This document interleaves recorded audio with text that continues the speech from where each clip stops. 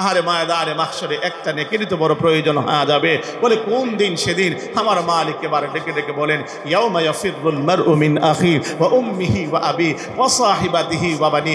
আরে সেদিন ভাই ভাই থেকে পলায়ন করবে, আরে বন্ধু বন্ধু থেকে পলায়ন করবে, বাবা তার সন্তান থেকে পলায়ন করবে, মা তার সন্তান থেকে পলায়ন করবে। আরে কেমন করে পলায়ন করবে? আরে সেদিন আমার মালিক ডেকে ডেকে বলবে, বান্দা যাও একটা নেক কুড়ায় নিয়ে আসো। এই ময়দানে মাহশরে ওই অবস্থার ভিতরে দৌড়া যাবে, দৌড়া যা বলবে, ভাই দাও না আমারে একটা নেক দাও, একটা নেক যদি আজ তুমি আমাকে দাও তাহলে আমি অন্তত পক্ষে এভাবে করে করে আজ জান্নাতের ভিতরে যেতে পারবো। ভাই এবার বলবে, না আমি দিতে পারবো না। দৌড়া যাবে বাবার কাছে, যা বলবে, বাবা দাও না আমারে একটা নেক দাও, এক নেক যদি আজ তুমি আমাকে দাও অন্তত পক্ষে আমি আজ জান্নাতে যেতে পারবো। বাবাও সেদিন এবার ফিরা দিবে। এবার দুনিয়ার জমিনে সবচেয়ে আল্লাহর পরে নবীর পরে কাছে যিনি, তিনি হলেন আমার আপনার মা।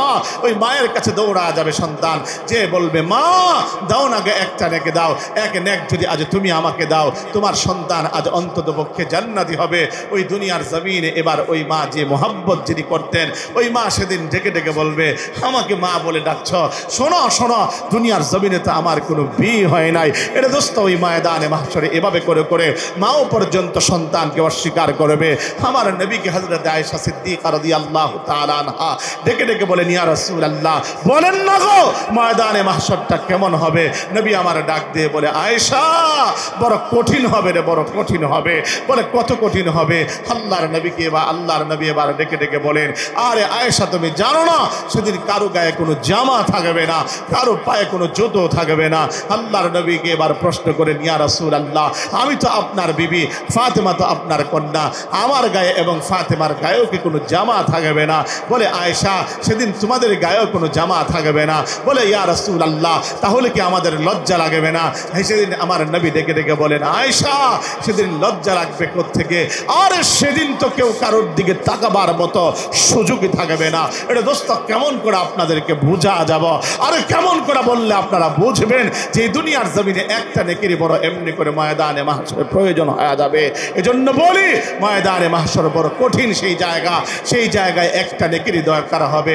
এজন্য এই দুনিয়ার জমিনে যেখানে যে অবস্থায় থাকেন আমার মালিকের নাম নেওয়ার চেষ্টা করেন, আমার মালিককে বেশি বেশি স্মরণ করার চেষ্টা করেন। আরে আমার মালিক তো এভাবে ডেকে ডেকে বলেন, বান্দা আমি পরকালে তোরে বাঁচাবো তা না, দুনিয়ার জমিনে তোর একটাই লাভ, বান্দা তুমি যদি আমাকে স্মরণ করো আমিও তোমাকে স্মরণ করব। আরে আমার মালিকের ঘোষণা। আরে আমার মালিক ডেকে ডেকে বলেন, ফাযকুরুনি আযকুরুকুম ওয়াশকুরুলি ওয়ালা তাকফুরুন। বান্দা আমাকে স্মরণ করো, আমাকে স্মরণ করো, আমি মালিকও তোমাকে স্মরণ করব। এটা দোস্ত এই আয়াতের ব্যাখ্যায় আল্লামা জালালউদ্দিন সুয়ুতী রাহমাতুল্লাহি আলাইহি বড় চমৎকার করে একটা হাদিস বর্ণনা করেন। আর সেই হাদিসটুকুন হলো হাদিসে কুদসি, কথা আমার আল্লাহর বের করেছেন আমার রাসূলের জবান দিয়ে, বড় চমৎকার হাদিস। আর সেই হাদিসটুকুন হলো, মান যাকারানি নাফসি যাকারতুহু ফি নাফসি। আমার কোনো একটা বান্দা যদি আমি মালিককে স্মরণ করে একা একই অবস্থায়, আমি মালিকও তারে স্মরণ করি একা একই অবস্থায়। চিৎকার মেরে জোরে কন্যা সুবহানাল্লাহ। ওমান যাকারানি ফি মালাইন যাকারতুহু ফি মালাইন খায়রিন মিন মালিহি। আরে আমার কোনো একটা বান্দা যদি আমি মালিককে স্মরণ করে, আরে কোনো জান্নাতের বাগানের মধ্যে বসে আমি মালিককে তারে স্মরণ করি তার চাইতে উত্তম মজলিসের মধ্যে বসে। ও আমার দোস্ত, আমার বন্ধু, আমার ভাই, আজ এখানে বসেছেন, অনেকের কষ্ট হচ্ছে, ভাবছেন হবেটা কি?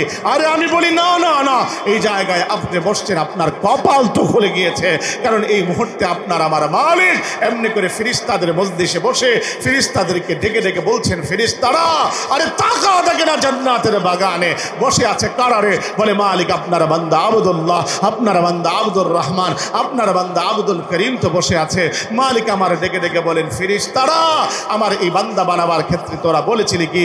আমার মালিক স্মরণ করিয়ে দিয়ে বলেন, আতাজআলু ফিহা মান ইউফসিদু ফিহা ওয়া ইয়াসফিকুদ দিমা ওয়া নাহনু নুসাব্বিহু বিহামদিকা ওয়া নুকদ্দিসু লাক। রব্বুল আলামিন এই মানব জাতি বানাবার দরকার নাই, তারা যে দুনিয়ার জমিনে মারামারি করবে, কাটাকাটি করবে, রক্তপাত ঘটাবে, আরে আমরাই আপনার তাসবিহ তাহলিল পড়ার জন্য যথেষ্ট। আমার মালিক সেদিন স্মরণ করিয়ে দিয়ে এবার বলছেন, ফেরেশতারা আমি সেদিন বলেছিলাম ইন্নী আলামু মা লা তা'লামুন, আরে আমার বান্দা সম্পর্কে আমি যা জানি তোরা তা জানোস না। ফেরেশতারা বলো না আমার বান্দা এগুলো এখন যারা বসে আছে এরা কি এখানে বসে বসে মারামারি করছে? বলে মালিক না, মারামারি করছে না। তাহলে কাটাকাটি করছে? তাহলে এমনি করে না, মালিক কাটাকাটি করছে না। তাহলে কি এই ময়দানে বসে বসে রক্তপাত ঘটাচ্ছে? বলে না মালিক, রক্তপাত ঘটাচ্ছে না। আমার মালিক এবার ডেকে ডেকে বলেন করছেটা কি? ঢাকা থেকে মেহমান আসছে, দিলার হোসেন মাইজি তার নাম, কোরআন হাদিস থেকে কথা বলছে। আপনার বান্দাগুলো তাকা তাকা চাতক পাখির নেই তাকা তাকা কথাগুলো শুনছে। আমার মালিক এবার ডেকে ডেকে বলে ফেরেশতারা, আমার বান্দারা তো এই মুহূর্তে ক্লান্ত আর পরিশ্রান্ত, স্বাভাবিক নিয়মে এই মুহূর্তে খাবার দাবার করে শুয়ে যেত, কিন্তু এই বান্দাগুলো কেউ বা দিনের বেলায় কাজ করেছে, অফিসে আদালতে জমিনে এমনি করে দোকানপাটে, এই মুহূর্তে দুর্বল শরীর নিয়ে শুয়ে পড়ত। তারপরে এই মজলিসে বসে আছে কোনে রে? বলে মালিক কিছু পাবার আশায়, কিছু গুনাহ মাফের আশায়। আমার মালিক ডেকে ডেকে বলে ফেরেশতারা, তাহলে তোরা সাক্ষী থাক, তোরা জেনে রাখ যে বান্দা বড় কষ্ট করে এই জান্নাতের বাগানে বসেছে। ও ফেরেশতারা, আমার একটা উত্তর দে, বল না আমার বান্দাগুলোকে আমাকে দেখেছে? বলে না মালিক, দেখে তো নাই। আমার জান্নাত দেখেছে? বলে না মালিক, দেখে নাই। আমার জাহান্নাম দেখেছে? বলে না মালিক, দেখে নাই। আমার এমনি করে নবীকে দেখেছে? বলে না মালিক, দেখে নাই। আমার মালিক এবার ডেকে ডেকে বলে ফেরেশতারা, যে বান্দাগুলো আমাকে দেখে নাই, নবীকে দেখে নাই, জান্নাত দেখে নাই, জাহান্নামও দেখে নাই, তারপরও এই জান্নাতের বাগানে বসে আছে, শুনে রাখ, যদি আলেমদের কথা শুনে নিজের জীবনের মধ্যে এমনি করে বাস্তবায়ন করতে পারে, শেষ পর্যন্ত থেকে যদি চোখের পানি ছেড়ে আমি মালিকের কাছে মাফ চাইতে পারে, তাহলে আমি আল্লাহর তরফ থেকে ঘোষণা হলো, আমি আমার বান্দার জিন্দিগির গুনাহগুলোকে মাফ করে বান্দাগুলোকে আমি জান্নাতি বান্দা হিসাবে কবুল করে নিব। চিৎকার মেরে জবান খুলে কোন সুবহানাল্লাহ। এজন্য দোস্ত, এই মজলিসে যারা বসছেন আপনাদের কপাল তো খুলে গিয়েছে। ও দোস্ত, যারা এখনো পর্যন্ত আসতে পারে নাই, অনুরোধ জানাবো অনত বিলম্বে জান্নাতের বাগানে আসেন, জান্নাতের বাগানে বসেন। আল্লাহ সকলকে আসবার তৌফিক দান করুক। জবান খুলে আবারও বলেন না আমিন। মুসলমান আমার বন্ধুরা, আমার ভাইরা, আল্লাহ রাব্বুল আলামিন হযরত ইব্রাহিম আলাইহিস সালামের কথা কোরআন মাজিদের মধ্যে তুলে ধরে আমার আল্লাহ রাব্বুল আলামিন तमाम পৃথিবীর মানুষদেরকে উৎসাহিত করলেন, तमाम পৃথিবীর সমস্ত মুসলমানদেরকে, ঈমানদারদেরকে উৎসাহিত করলেন। আল্লাহ জানা দিলেন ইব্রাহিম সে তো এমন পয়গম্বর, আমার সঙ্গে কৃত ওয়াদাকে এভাবে করে করে তারা পূর্ণ করেছে। ইব্রাহিম শুধু এতটুকু না, আমার আল্লাহ জানান দেন এই দুনিয়ার জমিনের যারা নাকি আমি আল্লাহর সঙ্গে কৃত ওয়াদাকে পূর্ণ করে এভাবে করে করে আমি আল্লাহকে ভয় করে আমি আল্লাহ তাদেরকে ভালোবাসি, আমার আল্লাহ রাব্বুল আলামিন জানান দেন বালা মান আওফা বিআহদিহি ওয়াত্তাকা ফাইন্নাল্লাহা ইউহিব্বুল মুত্তাকিন। হ্যাঁ, যারা নাকি আমার সঙ্গে দেব এবং মানুষের সঙ্গে দেব কৃত ওয়াদাকে পূর্ণ করে এবং আমি আল্লাহকে ভয় করে আমি আল্লাহ রাব্বুল আলামিন জানান দিলাম ফাইন্নাল্লাহা ইউহিব্বুল মুত্তাকিন, আমি আল্লাহ ওই তাকওয়াবান বান্দাকে বড় ভালোবাসি। আবারও কন্যা সুবহানাল্লাহ। ও আমার বন্ধুরা, আমার ভাইরা, আল্লাহ রাব্বুল আলামিন শুধু এতটুকু নয়, এই দুনিয়ার জমিনে যারা নাকি ওয়াদাকে পূর্ণ করে তাদের কথা কেউ আমার আল্লাহ এমনি করে কোরআন মাজিদের মধ্যে তুলে ধরেছেন। আল্লাহ পাক রব্বুল আলামিন সূরা মারইয়ামের 54 নম্বর আয়াতে আল্লাহ পাক ডেকে ডেকে বলেন ইন্নাহু কানা সাদিকাল ওয়াদি ওয়া কানা রাসূলান নাবিয়্যা, সে হলো সত্যবাদী একজন ওয়াদা পূর্ণকারী একজন নবী, সে একজন রাসূল। তিনি আর কেউ নন, তিনি হলেন আমাদের সেই ইসমাঈল আলাইহিস সালাম, হযরত ইব্রাহিম আলাইহিস সালামের কথাও আমার আল্লাহ পুরো জাতির সামনে তুলে ধরেছেন।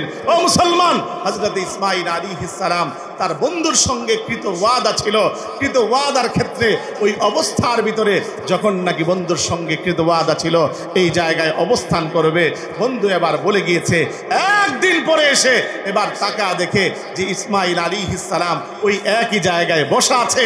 যখন এই কথা এই বিষয়টা দেখলেন, জিজ্ঞাসা করলেন ও ভাই তুমি যে এখনো পর্যন্ত এখানে বসা কেন? বলতে লাগলো ভাই রে, আমি তো গতকাল তোমার সঙ্গে ওয়াদা করেছিলাম, যার কারণে গতকাল থেকে আজ পর্যন্ত আমি এই জায়গায় বসে আছি।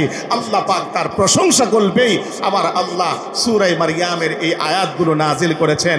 আর দোস্ত কেমন করে বলবো, শুধুই এতটুকু না, ইসমাঈল আলাইহিস সালাম যে ওয়াদা রক্ষা করেছেন এতটুকু না, আমার নবী রাহমাতাল লিল আলামিন তিনিও ওয়াদার ক্ষেত্রে বড় এমনি করে জবরদস্ত ছিলেন। নবী আমার ওয়াদা এমনি করে মানুষের সঙ্গে পূর্ণ করতেন।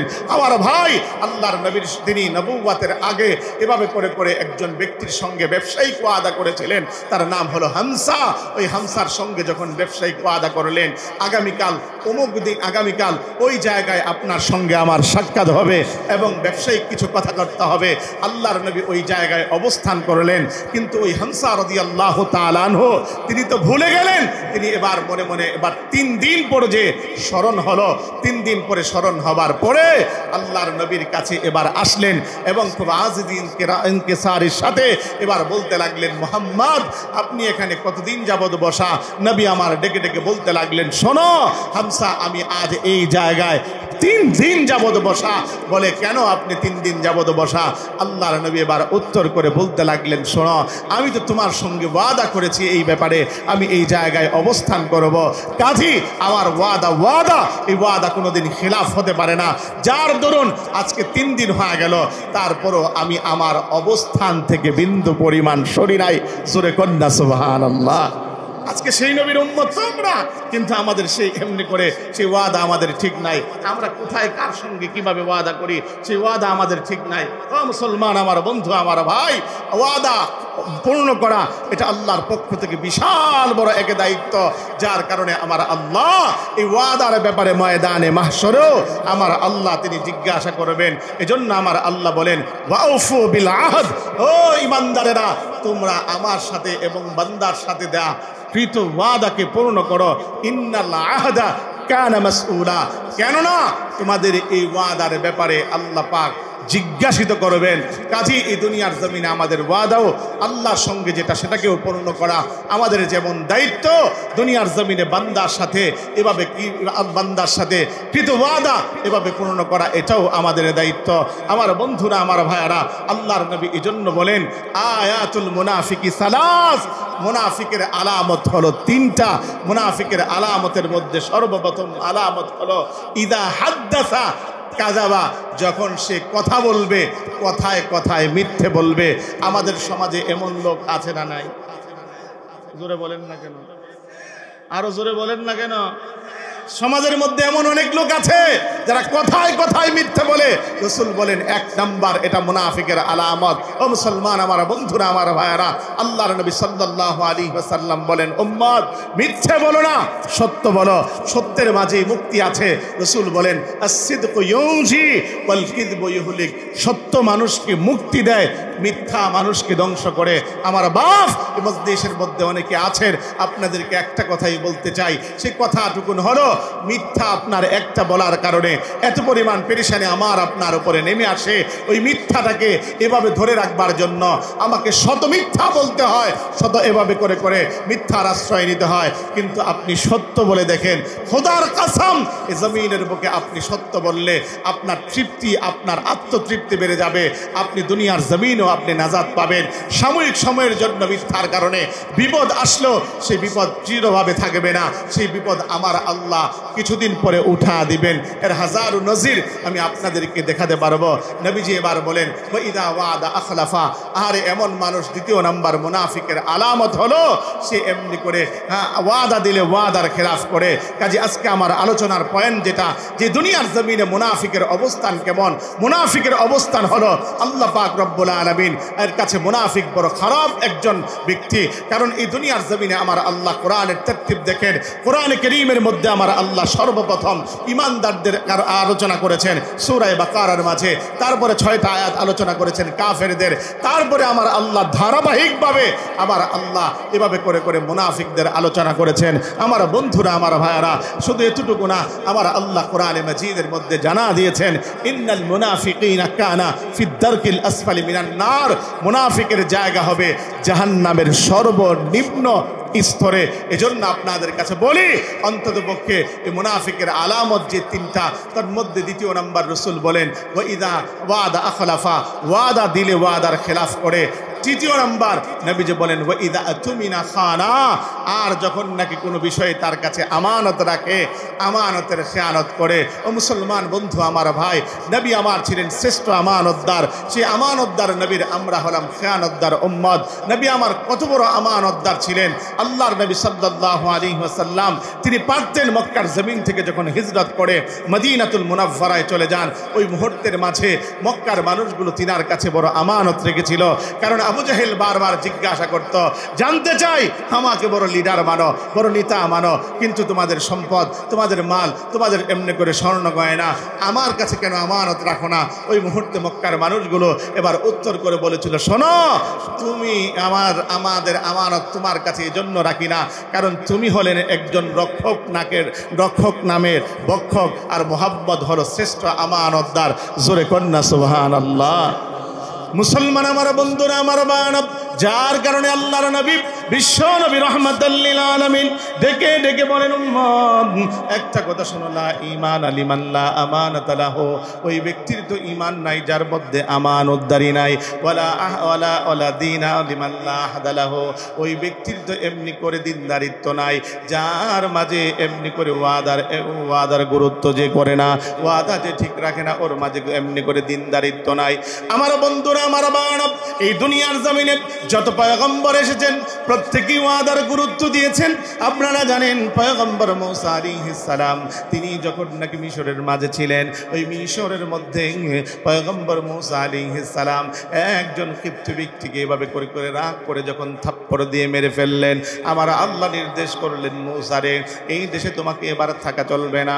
পয়গম্বর মূসা আলাইহিস সালাম তিনি চলে গেলেন মাদায়েন নামক ওই শহরের মাঝে। মাদায়েন নামক শহরের মাঝে দিনার কোনো এভাবে আশ্রয়ের জায়গা নাই, এমনকি খাবার দাবারের কোনো ব্যবস্থাও পর্যন্ত তিনার নাই। হযরতে মূসা আলাইহিস সালাম ওই অবস্থায় তিনি এক জায়গায় বসা, হঠাৎ করে তাকা দেখেন একটা কূপের পাশে দুইজন নারীকে দেখা যায়, দুইজন মেয়েকে দেখা যায়। পয়গম্বর মূসা আলাইহিস সালাম তাদেরকে দেখলেন, জিজ্ঞাসা করলেন, তোমরা এত সকালবেলা এই জায়গায় কেন দাঁড়িয়ে আছো? পয়গম্বর মূসা আলাইহিস সালামের প্রশ্নের জবাবে দুইজন মেয়ে এবার বলতে লাগলো, শোনেন, আমরা দাঁড়িয়ে আছি কেন জানেননি? আরে আমাদের বাবা একজন বৃদ্ধ মানুষ, আমাদের বাবা বৃদ্ধ মানুষ হওয়ার কারণে আমরা দুই মেয়ে মিলে এবার এই জায়গায় আসি প্রতিনিয়ত আমাদের পানিকে সংগ্রহ করবার জন্য। তাকা দেখেন ওই যে বিশাল বড় কূপ দেখা যায়, ওই কূপের ডাকনাটা বড় ওজনদার, বড় বাড়ি, মানুষ আসবে, তারপরে আসবার পরে যুবক কয়েকজন মিলে সেই জায়গার ডাকনাটাকে, কূপের ডাকনাটাকে সরাবে, তারপরে সেখান থেকে আমরা সারিবদ্ধভাবে পানি উত্তোলন করব, আবার আমরা বাড়ি ফিরব। ওই মুহূর্তের মাঝে হযরত মূসা আলাইহিস সালাম তিনি আবার ডেকে ডেকে বলতে লাগলেন, ভুল, অপেক্ষা করো তোমরা। মূসা আলাইহিস সালাম একাই সেই ডাকনাকে উত্তোলন করে ফেললেন। জবান খুলে কন্যা সুবহানাল্লাহ। নবীদের গায়ে আমার আল্লাহ এভাবে করে করে শক্তি দিয়েছেন। আবার আল্লাহ কত পরিমাণ শক্তি দিয়েছেন ছোট্ট করে আপনাদেরকে বুঝাই। মক্কার জমিনে আল্লাহর নবী সাল্লাল্লাহু আলাইহি ওয়াসাল্লামকে একজন কুস্তিগির যার নাম হলো রুকানা, মক্কার জমিনে বড় প্রসিদ্ধ একজন কুস্তিগির, ওই অবস্থার ভিতরে নবীকে দেখবার পরে ডাক দিয়ে আস্তে করে বলতে লাগলো, মুহাম্মদ, তোমার বাটে তো পাই না, তোমার সঙ্গে আমি একটু কুস্তিতে লড়তে চাই। আল্লাহর নবী ডেকে ডেকে বলেন, রুকানা, এই জমিনে আমি কুস্তিতে লড়তে আসি নাই, বরঞ্চ আমি এসেছি আল্লাহর এমনি করে আল্লাহ প্রদত্ত ওই দাওয়াত নিয়ে আমি মানুষদেরকে জাহান্নামের পথ থেকে ফিরিয়ে জান্নাতের পথ নিতে। ওই অবস্থায় ডাক দিয়ে বলে, না হবে না। ওই অবস্থার ভিতরে আল্লাহর নবীকে আবারও বলতে লাগলেন, মুহাম্মদ, তোমার সঙ্গে আমি একটু কুস্তিতে লড়তে চাই। আল্লাহর নবী আবারও ডাক দিয়ে বলেন, না, আমি কুস্তিতে লড়তে লড়তে দুনিয়ার জমিনে আসি নাই, আমি কেবলমাত্র এসেছি এই জমিনের বুকে কালিমার দাওয়াত দেওয়ার জন্য। এবার আপনারা দেখবেন এই দুনিয়ার জমিনে নিরীহ মানুষ যারা তাদের উপরেই কেবলমাত্র জালিমগুলো জুলুম করে। একটু জোরে কোন ঠিক কিনা? আরো জোরে বলেন ঠিক কিনা? আল্লাহর নবী এবার বলতে লাগলেন, ও জানে না ও কার সঙ্গে লড়তে আসছে, কারণ আমার আল্লাহ আমার নবীর গায়ে জান্নাতের 40 জন যুবকের শক্তি আমার আল্লাহ দান করে রেখেছেন। জোরে কন্যা সুবহানাল্লাহ। আরে এতটুকু না, এই দুনিয়ার 400 যুবকের শক্তি একাই আমার নবীর গায়ে আমার আল্লাহ দান করেছেন। আল্লাহর নবী বারবার বারণ যখন করছেন, ও মানছে না। আল্লাহর নবী এবার ডাক দিয়ে বলতে লাগলেন, রুকানা, তাহলে ঠিক আছে, তুমি যেহেতু আমার সঙ্গে কুস্তিতে লড়তে চাও, তাহলে আগে তো পরীক্ষা হোক শক্তি কার কত বেশি। তাহলে তুমি একটা কাজ করো, বলো কে আগে হিট করবে, অর্থাৎ পরীক্ষা হয়ে যাক। ওই মুহূর্তের মাঝে আমারও যদি কেউ বলতো যে হ্যাঁ হিট কে করবে, আমি বলতাম আমি করব, জায়গা মতো একটা ঘুষি দিয়ে দিতাম। তো কথা বোঝেন নাই? কিন্তু আল্লাহর নবী যখন অপশন দিলেন, দেবার পরে ও বলতে লাগলো, আল্লাহর নবীকে ওই অবস্থায় বলতে লাগলো, হ্যাঁ আমি করব। আল্লাহর নবী হাতখানা বাড়া দিয়ে বললেন, এই নাও শাহাদাত আঙ্গুলিটা বাড়া দিলাম, পারলে একটু টাইনা নিচের দিকে নামাও, আর পারলে ধাক্কা একটু উপরের দিকে উঠাও, জবান খুলে কন্যা আল্লাহ আকবার। যখন নাকি আল্লাহর নবীর এই আঙ্গুলটুকুন ধরছে, ধরে আবার টানে, আপনারা বলবেন নামে না, আমি আবার বলছি টানে। মনে হয় এদের ভিতরে এসকো নাই, সেই আমি বলবো টানে, আপনারা বলবেন নামে না, আমি বলবো ধাক্কায়, আপনারা বলবেন উঠে না, আবারও টানে। মোটামুটি 40 পাইছেন আর কি, 100 পান নাই। আবারও টানে, ধাক্কায়, হায় হায় টানতেছে, হ্যাঁ নামে না, ধাক্কায় নবীর আঙ্গুলটা উপরে উঠাতে পারে না। পরিশেষে ঘামতে ঘামতে এবার বলতে লাগলো, মুহাম্মদ পারলাম না, কারণ আমার দেবতা বুঝি আমার উপরে অসন্তুষ্ট। দেবতা বুঝেন নাই, যেটারে মনে করেন আপনার নিজের হাতে বানায়, পিছন দিয়ে বাঁশ দিয়ে দাঁড় করায়, ওটার সামনে এমন দেবতা, দেবতার সামনে যদি কোনো খাবার বোঝ দিয়ে রাখে, হ্যাঁ এমনি করে কাক পক্ষী খায়, একবারে কইতে পারে না সর। কথা কন না কেন? নবী এবার ভাবলেন, ও ভাবতে পারে যদি মনে করেন আমার সাথে না পারার একটা কারণ দেবতা অসন্তুষ্ট, যা তোমার দেবতার সাথে তুমি যে এবার একটু আলাপচারিতা করে আসো, দোয়া টোয়া নিয়ে আসো। এবার দেবতার সামনে দাঁড়াইছে, দাঁড়ায়া এবার দেবতার কাছ থেকে শক্তি মুক্তি নিছে, নিয়ে এবার কলারটারে যারা দিয়ে আসছে, মোহাম্মদ এবার আসো, খেলা হবে। কি হবে? আরো জোরে বলেন কি হবে? আরো জোরে বলেন কি হবে? আরে মনে আসেনি আপনাদের? হ্যাঁ মনে আছে। ও মুসলমান, এক সময় আমাদেরকেও ডাকতো, আমরা মোল্লা মৌলবী তো, এভাবে করে করে আমাদেরকে বলতো, আসো মোল্লা মৌলবীরা খেলা হবে। আরে এই অবস্থার ভিতরে আমরাও বলতাম, আমরা দুনিয়ার জমিনে খেলতে চাই না। আরে খেলবো তো সেদিন যেদিন আমার মালিক, যেদিন কাহার রূপ ধারণ করে আমার মালিক বলবেন, আইনাল মুতাকাব্বিরুন।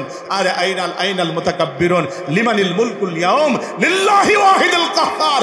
কোথায় রে অহংকারীরা, কোথায় রে রাজারা, যারা দুনিয়ার জমিনে অহংকার করেছিস, আমি আল্লাহর রাজত্ব আজ আমার। কাজী ওই দুনিয়ার জমিনে আমরা খেলতে চাই না। আমার আল্লাহ যেদিন বিচারক হবেন, সেদিনই তোদের সঙ্গে আমাদের খেলা হবে। জোরে কোন ঠিক কিনা মুসলমান? আমার বন্ধুরা, আমার ভাইয়েরা খেলতে গেছে, কত কত কাঁচা প্লেয়ার। আমরা যে কাঁচা প্লেয়ারের সাথে খেলবো, যখন নাকি আমরা দেখছি ওই অবস্থায় খেলার জন্য বড় উদ্গ্রীব, কিন্তু আমরা দেখছি আমাদের বৃদ্ধ মানুষ লাগে নাই, বয়স্ক মানুষ লাগে নাই। আমাদের দেশের 25-30 বছরের পোলাপাইন প্রস্তুত হয়ে গেছে। 25-30 বছরের পোলাপাইন যখন নাকি ঝাঁকুনি দিছে, 41 বছর স্বপ্ন নিয়ে যারা এদেশে লালন করেছে, অর্থাৎ 16 বছর যারা এই দেশের মধ্যে এভাবে করে করে বিভিন্নভাবে থেকেছে, এই দেশের মানুষের শোষণ করেছে, ওই মানুষগুলো আমার ছোট্ট ছোট্ট নওজোয়ান পোলাপাইনের হাতেই পরাজিত হয়েছে। জোরে কোন ঠিক কিনা? আরো জোরে বলতে হবে ঠিক কিনা? ও মুসলমান, যে কথাটা আপনাদের মাঝে বলতে চাই সেই কথাটুকু হলো, নবীদের এভাবে করে করে যখন ধমক দিত, ধমক দিয়ে বলতে লাগলো, মুহাম্মদ আসো খেলা হবে।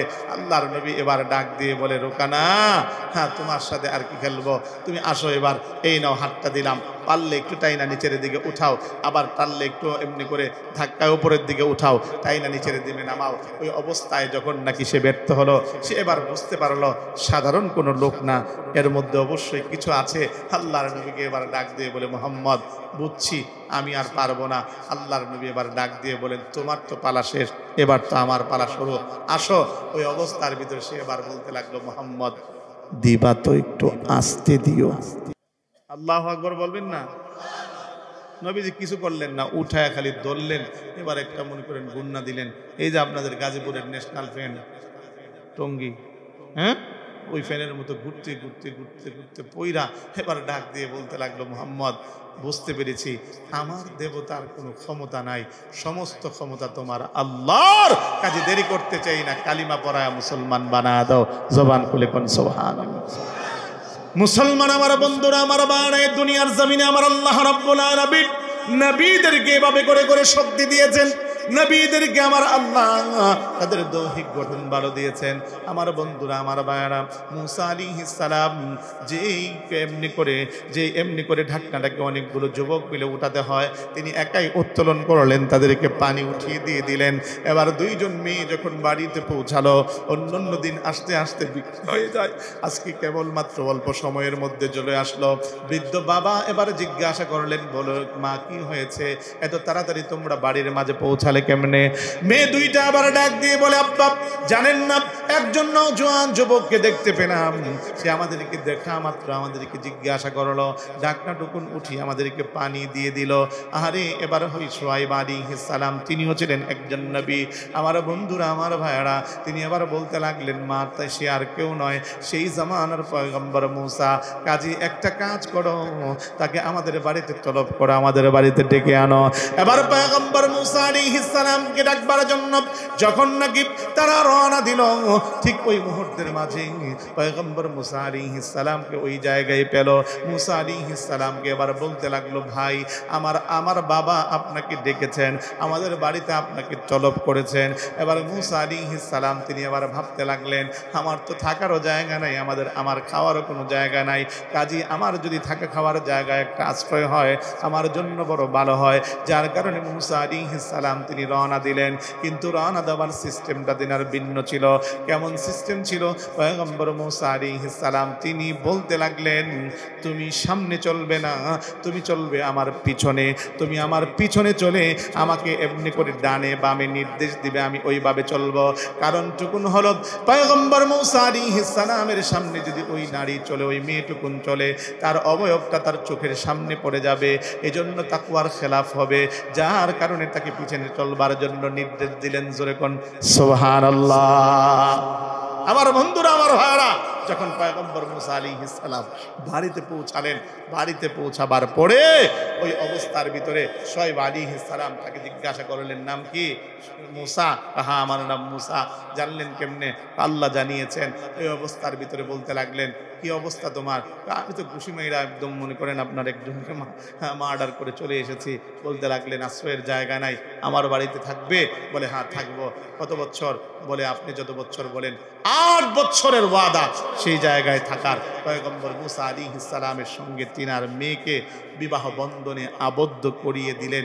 এবার 8 বছর নয়, পয়গম্বর মুসা আলাইহিস সালাম ওয়াদার থেকেও দীর্ঘ আরো 2 বছর, কোনো কিতাবে 10 বছরও এসেছে, তিনি সেই জায়গায় ওয়াদা মোতাবেক 10 বছর তিনি বকরি চড়িয়েছেন। বকরি চড়িয়ে সেই জায়গার মধ্যে আমার আল্লাহ পাক তিনাকে রেখেছেন। পয়গম্বর মুসা আলাইহিস সালাম এইভাবে করে তিনি এমনি করে ওয়াদার গুরুত্ব দিয়েছেন, ওয়াদা পূর্ণ করেছেন। জোরে কোন সুবহানাল্লাহ। আমার বন্ধুরা, আমার ভাইরা, বান্দা যখন ওয়াদা করে, বান্দা যখন অঙ্গীকার করে, স্বয়ং আল্লাহ রাব্বুল আলামিন ওই বান্দার অঙ্গীকারকে পূর্ণ করার নিজেই জিম্মাদার হয়ে যান। ছোট্ট করে আপনাদেরকে একটা ঘটনা শুনিয়ে যাই। 2 জন ব্যক্তি এক অবস্থার ভিতরে, 2 জনে ওয়াদা করছে, একজন অপরজন থেকে ঋণ নেবার চেষ্টা করছে, বাণিজ্যিক কাজে সে সফরে যাবে। বলতে লাগলো, ভাই রে, আমারে 1000 দিরহাম উপহার দাও, আমারে 1000 দিরহাম ঋণ দাও। ওই অবস্থার ভিতরে অপর ব্যক্তি এবার বলতে লাগলো, তোমাকে আমি ঋণ দিব, আমাদের এই জায়গার ভিতরে তো কোনো সাক্ষী নাই। এবার ওই ব্যক্তি বলতে লাগলো, ওয়াকাফা বিল্লাহি শাহিদা, শোনো, আমার আল্লাহই উত্তম সাক্ষী, আমার আল্লাহই আমাদের জন্য যথেষ্ট সাক্ষী হিসাবে। আরে এবার বলতে লাগলো, শোনো, তুমি যে এই জায়গার মধ্যে আমার কাছ থেকে ঋণ নিবে, আমাদের মধ্যে মাঝখানে তো কোনো মধ্যস্থতা নাই, কোনো ওয়াকিল নাই। এবার সে পড়তে লাগলো, ওয়াকাফা বিল্লাহি ওয়াকিলা, আমার আল্লাহ কেবলমাত্র ওকিল হিসাবেই যথেষ্ট। এবার 1000 টাকা ঋণ দিয়ে দিল, কোনো সাক্ষী ছাড়া, কোনো প্রকার এমনি করে ওয়াকিল ছাড়া। আমার বন্ধুরা, আমার ভাইরা, এবার ওই ব্যক্তি চলে গেল। নির্ধারিত সময়ে তার এমনি করে ওয়াদাকে পূর্ণ করবে। নির্ধারিত সময়ে যখন ওয়াদাকে পূর্ণ করবে, ওয়াদা পূর্ণ করার লক্ষ্যে এবার তাকা দেখে, আমাদের মতো তো বর্তমানের রাস্তাঘাট না, যানবাহনের অধিকতর ব্যবস্থা আমাদের রয়েছে। আগেরকার জামানায় মরু প্রান্তর পাড়ি দিয়ে, এমনি করে বিশাল বড় সাগর পাড়ি দিয়ে, এভাবে করে করে বিভিন্ন বাণিজ্যিক কাজ তারা করে করত। ও মুসলমান আমার বন্ধুরা আমার ভাইরা, ব্যক্তি যখন নাকি এবার আসলো নদীর ধারে, এবার এসে দেখে যে যান চলাচল ছিল ওই যান চলাচল আর নাই, অর্থাৎ আগের মতো সেই ব্যবস্থাপনা নাই। নির্ধারিত সময়ে তার ওয়াদা অনুপাতে এভাবে করে করে তার 1000 দিরহাম ফিরাসি দিতে পারছে না। এবার ওই ব্যক্তি চিন্তা করলো কিরূপ করা যায়, কিভাবে এটাকে ওয়াদা পূর্ণ করা যায়। এবার তিনি এক কাঠের টুকরার ভিতরে একখানা চিরকুট লিখে 1000 দিরহাম ঢুকিয়ে এবার নদীর মধ্যে তিনি বাসা দিলেন। নদীর মধ্যে বাসা দেবার পরে আল্লাহর উপরে তিনি তাওয়াক্কুল করলেন। বেশ কিছুদিন পরে যখন যানবাহনের ব্যবস্থা হলো, তিনারও সুযোগ হলো, এবার পাওনাদার ওই ব্যক্তির কাছে তিনি যার কাছে তিনি টাকা নিয়েছিলেন তিনার কাছে এবার তিনি আসলেন। আসবার পরে বলতে লাগলেন, ভাই এই নেন আপনার 1000 দিরহাম, আমি আপনার কাছ থেকে নিয়েছিলাম, আপনার কাছ থেকে অন্তত পক্ষে ওয়াদা অনুপাতে আপনাকে দিতে পারি নাই। আজ আমাদের সমাজের ভিতরে কেউ যদি ঋণ দেয় তাহলে ঋণ দেওয়া কেমন যেন আর সমাজের মধ্যে অপরাধ হয়ে দাঁড়িয়েছে। জোরে কোন ঠিক কিনা? আজকে মানুষ ঋণ দেওয়াটা একটা বড় অপরাধ। মানে মানুষকে যদি ঋণ দেওয়া হয় তাহলে তার পিছনে জুতা ক্ষয় করতে হয় কয়েক জোড়া, তারে ফোন দিতে দিতে অস্থির হতে হয়, প্রতিনিয়ত তারে অন্তত পক্ষে এইভাবে জ্বালাতন করতে হয়। ও মুসলমান, এটাই কি মুসলমানের ওয়াদা হতে পারে নাকি? এটা কোনোদিন মুসলমানের ওয়াদা হতে পারে না। কারণ এতটুকু জিনিস আমার নলেজে থাকা তাই সে আমাকে ঋণ দিয়েছে, আমাকে সে উপকার করেছে, সে এভাবে আমাকে উপকার করার কারণে আমিও তার যথাসময়ে তাকে ফেরা দেওয়া, এটা আমার নৈতিক দায়িত্ব, এটা আমার জন্য অবশ্যই কর্তব্য। এজন্য যখনই কোনো ঋণ নিব, ঋণ নেওয়ার উসুল হলো সাক্ষী রাখবো, সাক্ষীরে ঋণ নিব, ঋণ নেওয়ার পরে যথাসময়ে তারিখের মধ্যে যদি দিতে না পারি তাহলে আমার দায়িত্ব হলো ওই ব্যক্তিকে আবার ফোন দিয়ে হোক, সরাসরি সশরীরে যে সময়কে আবার প্রয়োজনে বাড়িয়ে নিব।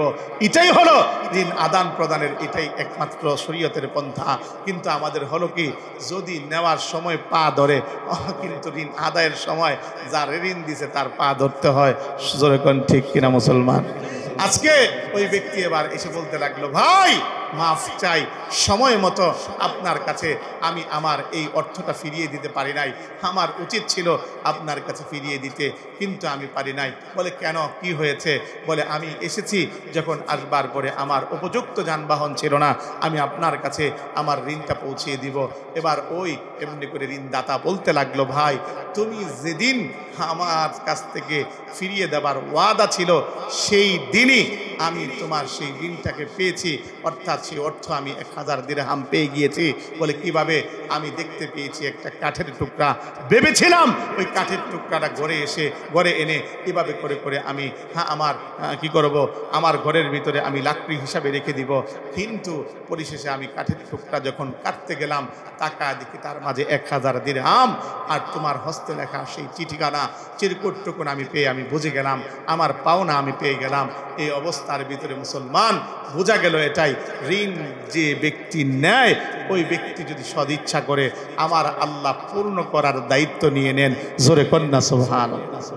এজন্য ঋণ নিব বটে, কিন্তু ঋণ নেওয়ার এমনি করে পরিশোধ করার সেই মন মানসিকতা আমার আপনার অন্তরের ভিতরে লালন করতে হবে।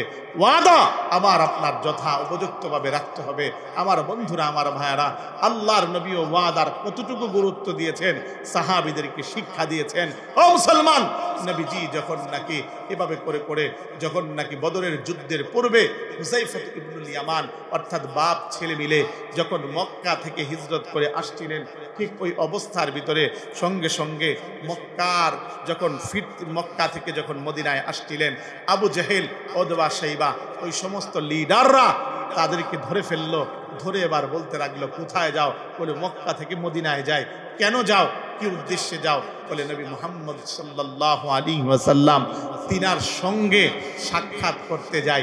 এবার তারা বলতে লাগলো, শোনো, তোমরা সাক্ষাৎ করতে যাও না, বাপ ছেলে মিলে বদরের প্রান্তরে আমাদের বিরুদ্ধে লড়ার জন্য বুঝি আসবে, আমাদের সঙ্গে লড়তে যাচ্ছ বুঝি?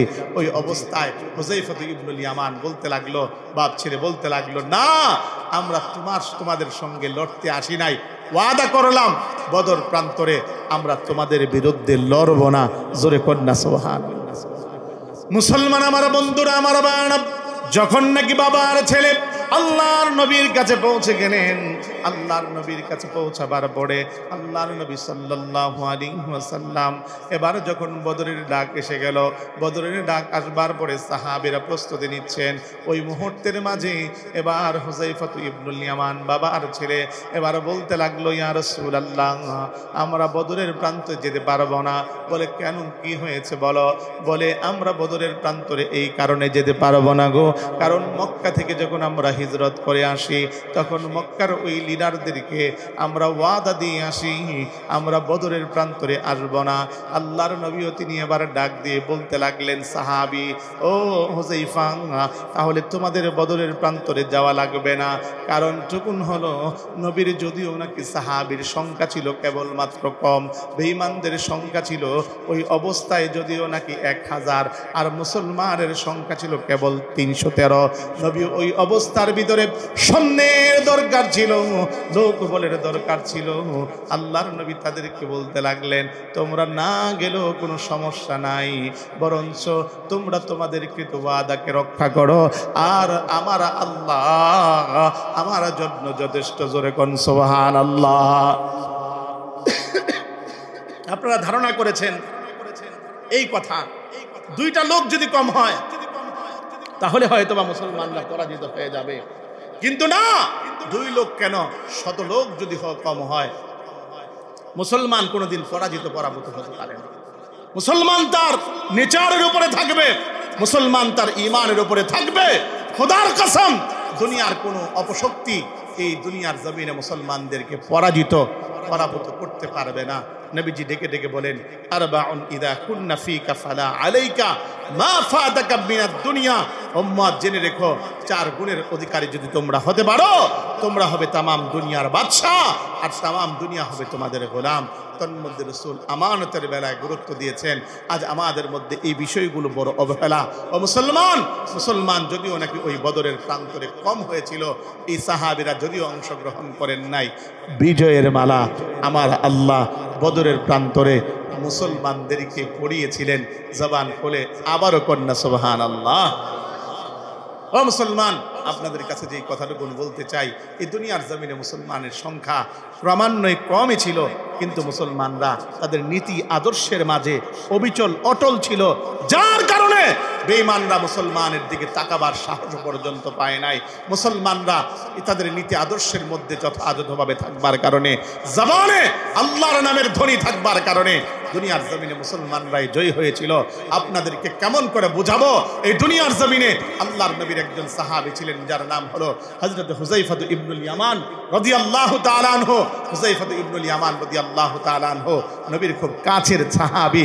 আল্লাহর নবী ওই অবস্থার ভিতরে যখন যুদ্ধের ময়দানে বেঈমানগুলো এবার যখন সাহাবীদেরকে নিয়ে নামাজ পড়ছেন, ওই অবস্থায় বেঈমানগুলো এবার যখন যাচ্ছিল, এবার হযরত হুযায়ফা ইবনুল ইয়ামানকে ডেকে ডেকে কথা বলতে লাগলো, কি হলো মুহাম্মদের সৈন্যরা এই কথা বলে, ওরা নাকি যুদ্ধের ময়দানে এভাবে করে করে লড়তে লড়তে যদি মরে যায়, ওরা নাকি শহীদ, বাঁচতে হবে গাজী, আর শহীদদের জন্য নাকি জান্নাত। হা হা হা। ও মুসলমানরা ওই যুদ্ধের ময়দানে সবকিছু সহ্য করতে পারত, কিন্তু ইসলামের বিরুদ্ধে, কোরআনের বিরুদ্ধে কোনো কথা বলবে, এটা কোনো মুসলমান বরদাস্ত করতে পারত না। আমার বন্ধুরা, আমার ভাইয়েরা, আজ তো আমরা ভয় পাই, আমরা একা বলতে আমাদের কষ্ট হয়, আমরা চিন্তা করি যদি আমি কথা বলি তাহলে আমার বিরুদ্ধে মনে হয় কেউ দাঁড়িয়ে যাবে, যদি আমি একা দাঁড়াই, আমি লড়তে দাঁড়াই, আমাকে মনে হয় তো এমনি করে হত্যা করে ফেলবে। ভয় পাবার কোনো সুযোগ নাই, কারণ আমার আপনার সঙ্গে আছেন তিনি কে? আরো জোরে বলেন না কে?